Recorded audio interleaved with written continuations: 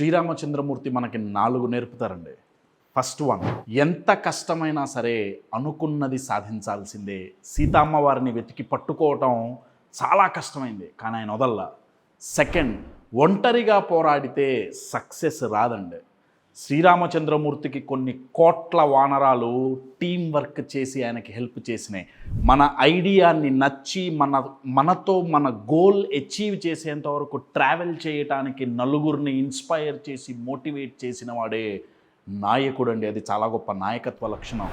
Third, ఎక్కడికి వెళ్ళాలో మనకి తెలుస్తుంది, కానీ ఎలా వెళ్ళాలో ప్రతిసారి తెలియదు.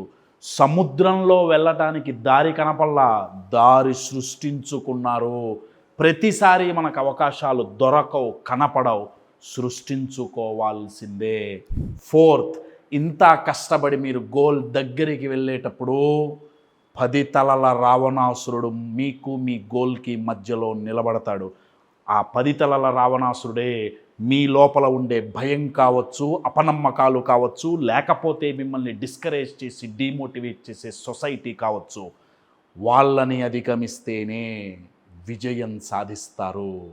అలా చేసిన వాడికి లోకమంతా జై జై కారాలు కొడుతుంది. జై శ్రీరామ్.